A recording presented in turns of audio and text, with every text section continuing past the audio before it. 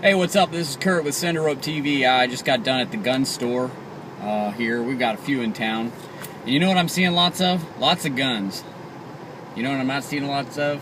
Oh, let me go back. Lots of guns with ridiculously inflated prices, especially on the handguns. You know what I'm not seeing a lot of? Ammunition. You know why I'm seeing lots of guns? Because I'm not seeing a lot of ammunition.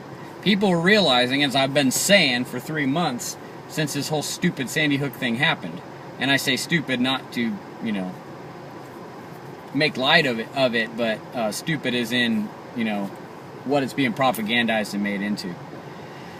That ever since this happened, you've seen a run on guns and a run on ammunition. Well, I kept telling people, I said, you better get your ammunition before you go waste your time spending money on a gun. Because a gun's going to cost you, you know, right now, an AR is going to cost you, we can get them around here for about $900, $950. Maybe $1,000 out the door, depending on what you want. But that same rifle would have cost you $700 before all of this started. Now, there was a time when it jumped up to $1,200. Some people were paying as high as $2,000 or more for an AR, and some still are because they're stupid. And if you were one of those, I'm sorry, but you know it's true. And so we've got a problem here in that you can't get ammunition. And so where's that problem coming from?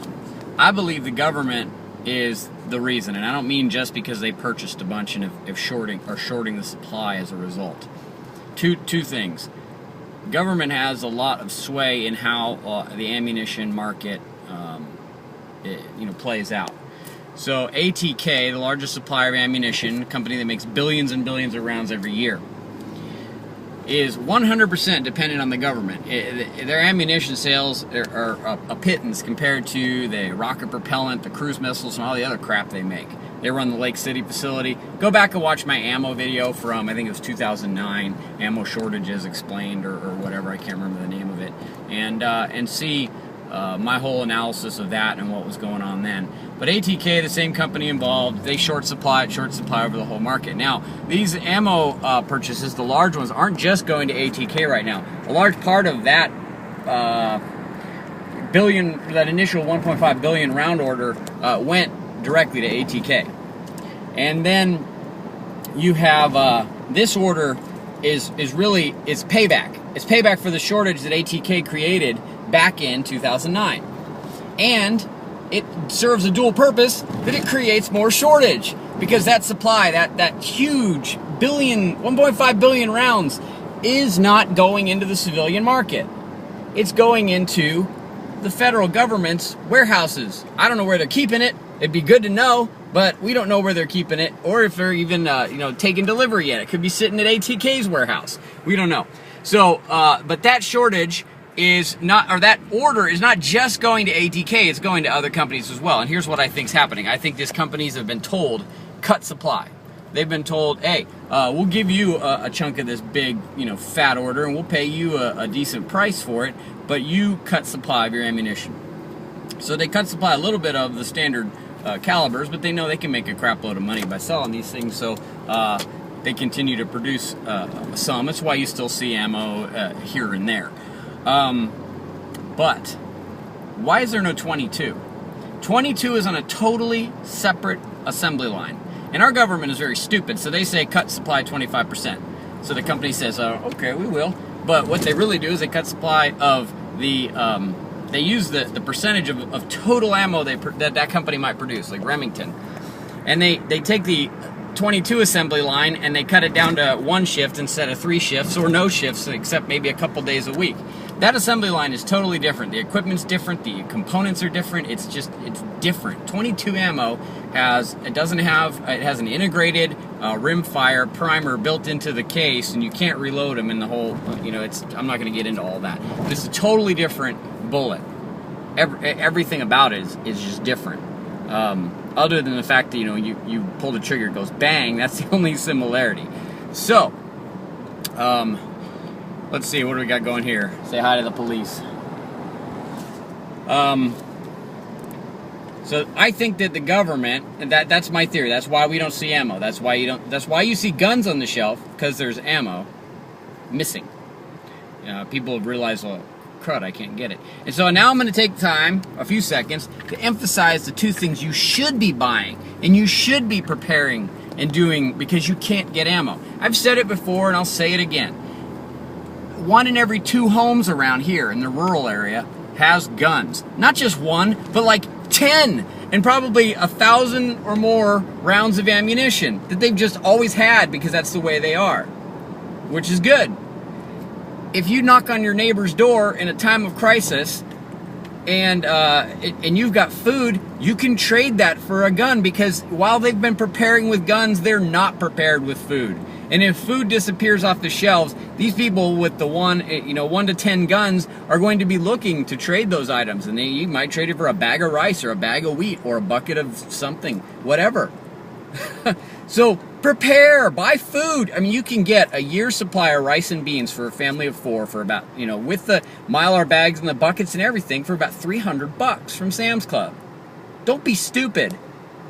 And also medical supplies. I'm type 1 diabetic. I know that I have about a 1 year, I have a 1 year shelf life. Me, not the medication. Because the medication has a 1 year, I can make it last for about a year. I've got a 1 year shelf life myself. So I know I have to do a lot of things to prepare with my medication, but I also have to do a lot of things to prepare my family, because if whatever happens lasts a whole lot longer than a year, they're not going to have me. It's just a reality. I understand that. I understand my mortality, and I'm okay with that. But prepare, buy food, and then buy medical supplies.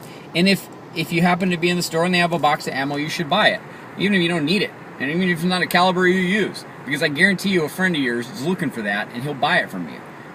Especially if you can get it at Walmart or Dick's, because they're not jacking the price up, which is probably why they don't have any supply. But that's beside the point. The gun stores in town are jacking the price up, and they don't have any supply either. So, but they're also not buying it by the crate load or the truckload. They're buying a box here and a box there. So it's not surprising they run out and are jacking the price. But so food preparation in general is very important. I want to recommend a book I've started reading called 1 Second After. I can't remember the author's name. Starts with an F. Forstchen or something like that. Anyway, 1 Second After is the name of the book. Most of your local libraries carry it. It's been out a couple years. It's about an EMP attack on the United States and what that would do to our society. And I don't actually have a lot of expectation that we're going to be hit with an EMP. I just don't. But it's a good book to illustrate the depravity of man when it comes to natural disaster and crises. The same exact thing would happen on a smaller scale, and in a different kind of a scale, if the economy collapsed. As the economy collapses, people can't pay their employees. People that work at power factories are going to say, "Screw this," and they're going to go home.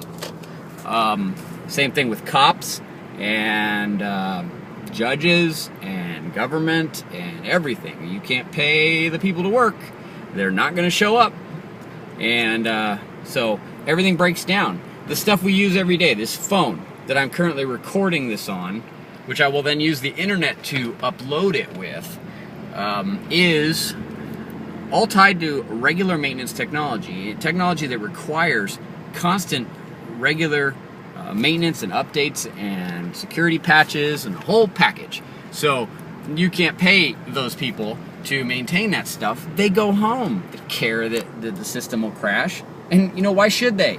They're paid to do a job. It's not the company's, it's not their responsibility to keep that company alive. It's that company's responsibility to pay them a wage. They show up, they have a job, abracadabra. It's a mutually beneficial relationship.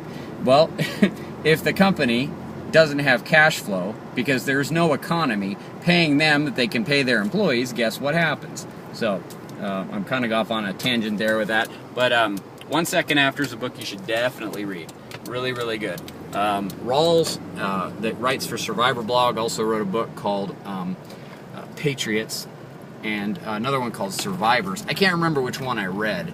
It's whichever one is more highly rated on Amazon. There's one of them that's just basically a duplicate of the other, which was slightly rewritten, and I heard that it sucks, so I haven't bothered reading it. 2 really good books to read, get your mindset and mind thought around these things. Water purification, food, and medical supplies. Don't worry about the other stuff. You know, if you have to, you feel the need, I gotta go buy a gun. Buy a shotgun. There's shotguns and shotgun shells still available on the shelf. Stay safe, you know, and long live the Republic.